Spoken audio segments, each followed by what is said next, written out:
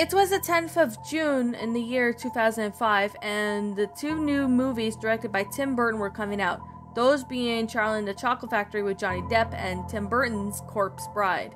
A stop-motion animation similar to Nightmare Before Christmas, and there was people predicting that Corpse Bride is a prequel to the Nightmare Before Christmas. But I don't see how it would be a prequel to the Nightmare Before Christmas movie. But I thought to myself of what happened to Jack Skellington, Sally, Oogie Boogie, and the other characters, like, what was their past lives like, and how they died. We may never know about them until today, when I was looking through my dad's old VHS box, and it was full of VHS tapes from Tim Burton movies. It was like Beetlejuice, Batman, Edward Scissorhands, Batman Returns, The Nightmare Before Christmas, and Sleepy Hollow.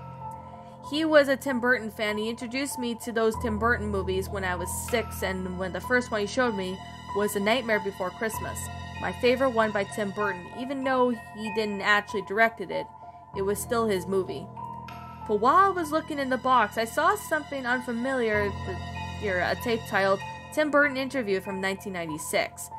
Wait, what could this be? I wondered to myself, so I put the tape in my old VHS player and started to watch it. When I pressed play, it started off with Tim Burton doing an interview for his movie, Mars Attacks. But the selection of the interview caught my attention when the person interviewing Tim Burton asked, "Are you planning to expand the world of Nightmare Before Christmas wherever to be a sequel or a prequel?"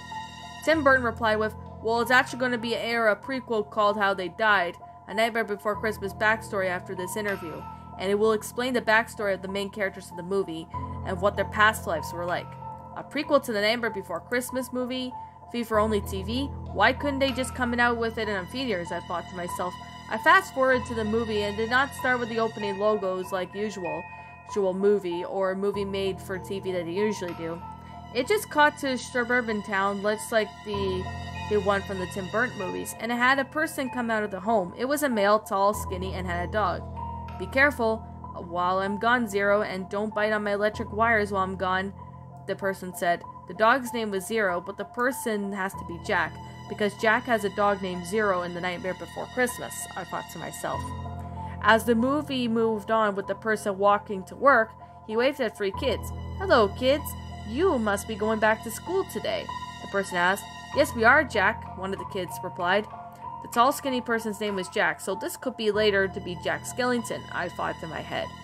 So I wondered if those 3 kids Lock, Shock, and Barrel, the 3 kids who were kidnapped by Santa in The Nightmare Before Christmas. I thought in my head. As soon as Jack walked to work, he was working on an assistant for the mayor. The mayor had tasked him that being the town that should be host a Halloween party for the whole town. This would have to be the mayor in the movie. It jumped to a few hours later when Jack was walking home when he saw police lines at his house and he realized there must have been an accident. When he got home to watch the news, the reports said that someone had poisoned his water and that he drunk and died. They said that the man who got poisoned was named as Frank Finkelstein. He was a scientist who worked on experiments with the person who made Sally in The Nightmare Before Christmas. The death actually makes more sense, seeing that Sally was usually poisoned by Frankenstein the movie. As the movie went on, Zero mistakes a treat for electrical wire, so he bites on the electrical wire. "Zero!" Jack yelled as he found Zero dead on the floor. I assumed Zero's death was made because since the movie has a fog around him, and of course he had a glowing nose, I thought. As it goes on, it flashes to the morning with Jack, upset that Zero died and has come to have some morning coffee. The next day was 2 days before Halloween, and something else strange had happened. The newspaper read that the person was left to die in a shack full of bugs. Could that be Oogie Boogie? It could be because he was in a sack full of bugs and Oogie Boogie had the same name, I thought to myself. As Jack got really ready to walk to work, he assumed a neighbor, which I assumed it was Sally. A neighbor was antisocial like Sally was in the original, so it could be Sally. As Jack walked to work, he saw the 3 kids from earlier picking out their costumes. The boy with red hair picked the devil costume, the little girl picked a witch costume, and the other boy picked the skeleton costume. Oh, they look so cute. So Lock, Shock, and Barrel, I thought to myself. But why would I think if that was just to pick out a devil costume, a witch costume, a skeleton costume? And those costumes the kids wore in the original. As Jack walked into the office where he works of his job, he came up with a costume contest as for the Halloween event he was having. But something else happened to the mayor. He was murdered. No, they couldn't find any evidence of his murder, but they believed that someone made a head spin. And of course, by that making his head spin, like someone snapped his neck or something. That makes sense since his head spins in the Nightmare Before Christmas movie. Why aren't there so many deaths going on recently? Jack whispered to himself in confusion. 2 days later, it was the Halloween and there were 2 more deaths. This time it was Shock and Beryl. The reports said that Shock was accused of witchcraft, which led to death penalty. As for Beryl, someone kidnapped him and drowned him underwater. They were only kids, Jack Skellington said. Sorry for all the 2 of the 3 kids died on the news, Jack's neighbor said. It's okay, Sally. It wasn't your fault, Jack said with tears. I knew Jack's neighbor was Sally, I whispered to myself. The movie then fast forwards to the month of January where there was another death. This time it was Locke. The report says he froze to death in the snow. He was only a kid, Jack said in tears. Then all of a sudden, Jack Skellington smelled smoke, so he goes outside to see what it was, and saw that Sally's house was on fire, and decided to go save Sally. But once he saved Sally, he didn't make it out of the house as he got burned to death. Jack, I'm so sorry, Sally said in tears, as firefighters investigated and found out that there was a spark in the basement that caused the house to burn down. And that she realized that Jack was gone. She sung a little reprised version of her song from the original movie. But then Sally passed out and fell to the ground. She then was later pronounced dead. I think the reason her death was a heart attack, but however, she was hopeless and romantic. And the movie ends, and I kind of understand the fact of not wanting the movie to be in theaters, but it would still be a Tim Burton movie, whether his movies to be dark or good director. Both Charlie and the Chocolate Factory and Corpse Bride in a few months later. I will be excited to see that.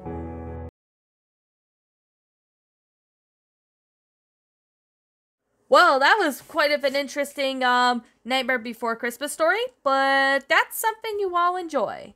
And that, my little pretties, was how they died. A Nightmare on Elm Street, no, not Nightmare on Elm Street, Nightmare Before Christmas, backstory creepypasta. I guess I'm gonna call it Fury Pasta, because to me, I think the story is just most likely like a Fury Pasta, so I'm gonna say Fury Pasta.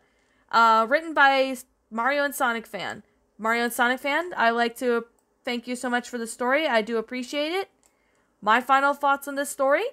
This is actually a really decent and really well-made Fury Pasta. I'm going to be completely honest, because, you know, although I could say it was disturbing at times, like, and don't get me wrong, like, seeing almost everyone dying right there and then, so that's kind of disturbing, but I'm just going to be honest right here, right now, that the story itself was actually pretty interesting. Now, for one, I'm going to say right now that I do appreciate the concept being really interesting. Now, I know there might have been maybe a cliche, there was a VHS cliche in the story, but I'm willing to excuse it because it's actually quite believable, to say the least. I could actually see this as it's really believable. However, that's just maybe something right here, but of course that's probably just me being curious, but I'm just going to say right now that the story itself was actually really interesting. I don't know what it is exactly, but I could definitely say that this is kind of not out of the ordinary for Tim Burton to sit there, you know, do some stuff. You know, if you guys watch Tim Burton's movies, you should know that Tim Burton does a lot of weird things at times. Like he maybe, you know, makes stuff up in the movies and they just become really weird at times. But, you know, Tim Burton makes a lot of great films, so I guess I could say that his films are amazing, in my opinion. Like, they're really well done and really well made.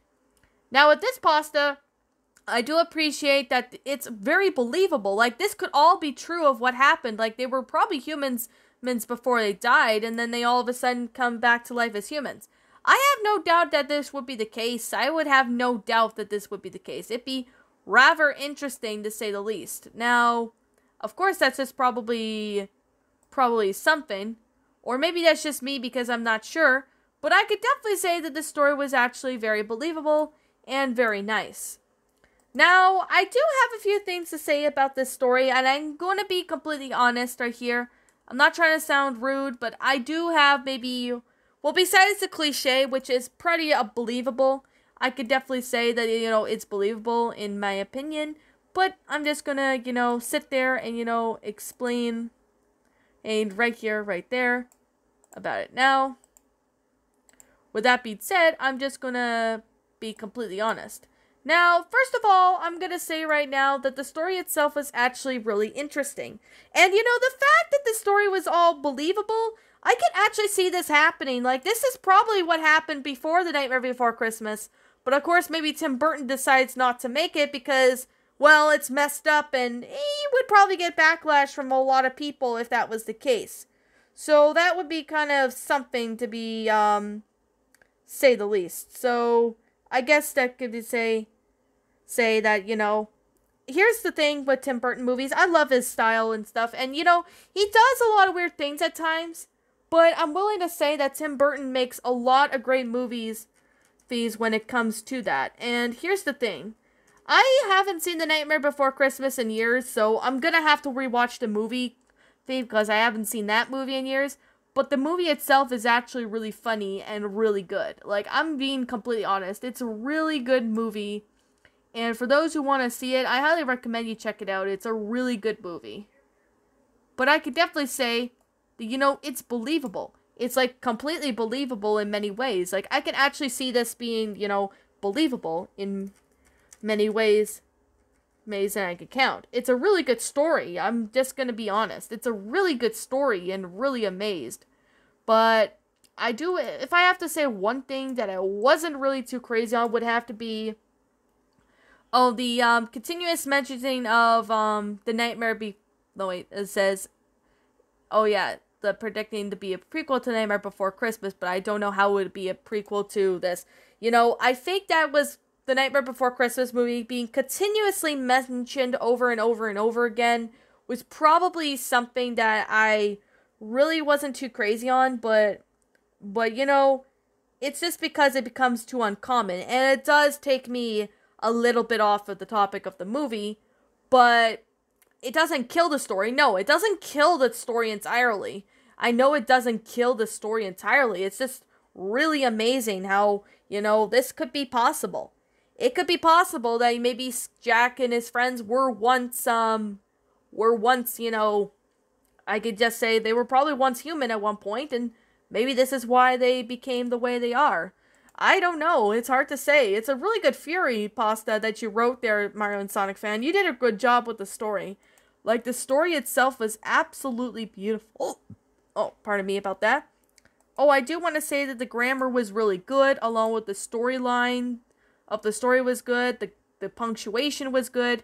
Everything about it was just flat out amazing. Like, it's a really good story, and there's definitely lots of time and effort into it. And this is the very good thing, what I could definitely say, was that the story itself was actually pretty interesting. But, I could definitely say, I think there were maybe a few punctuation errors throughout the story. Maybe there was just a few of them, but I don't really know because, well, I think it could be that, but I don't really know. I think I did spot a few punctuation errors, so I kind of stuttered a little bit throughout the story, but other than that, the story was actually very believable, really well made, and it was really interesting in that time. So I could definitely say that I like this story, but it just needs a little bit of improvement, just a little bit, not really too much to improve, just a little bit of improvement, but other than that, the story was actually really well done. I'm going to call this a Fury pasta because it's more like a Fury pasta than a creepy pasta, at least to me, but, you guys can come up with your ideas and your own thoughts. Like, it's your decision. You guys can go ahead and do whatever. So, I guess I could just say right now that, this story was actually, really good in a number of ways, and it was just a really good story. Okay. I guess I'm gonna go, wrap up this review, because this review as long as it is. Like I'm gonna say, this is simply my own personal opinion, and if you disagree with me, that's fine too. We're all entitled to our own opinions regards to these, creepypastas. Or Fury pastas in this case. I'm calling it a Fury pasta because it's more of it. Because if you should all hear the narration, it's more of a Fury pasta. But, this is simply my own personal opinion. If you disagree with me, that's fine too. We're all entitled to our own opinions regards to creepypastas or furrypastas. This is simply my own personal thoughts. My final rating of the story would have to be I'm going to give this one a 9 out of 10. I'm giving it a 9 out of 10 because there were a couple continuous mentioning of The Nightmare Before Christmas, so there was a constant mentioning of that, but other than that, the story was actually really interesting, really well done, and there was definitely lots of time and effort into it. So I could definitely say you did a pretty good job with this story, Mario and Sonic fan, and I really hope maybe you could make me make more Furrypastas. I would like to hear more of the story. So yeah, with that being said, what did you all think about this creepypasta? Did you all enjoy it? Did you not? Also, what we have done personally to help make this story a lot better? Leave me know what your thoughts are down in the comment section down below. I'm the Queen of Lions. Thank you so much for watching today's episode, and if you're brand new here to this channel, be sure to like, comment, and subscribe because I make brand new videos every single day. Don't forget to ring the notification bell as well in case if you wanna update, in case if you wanna see, you know, my next more of my content, in case if you wanna watch more of my videos. If you're new to my channel, be sure to like, comment, and subscribe because I make brand new videos every single day. Don't forget to ring the notification bell, just so then that way you guys won't miss an upload from me. And as always, please roll the outro because I'm out. And I will be seeing you all in the next video. Peace out, and I'll catch you all in the next video.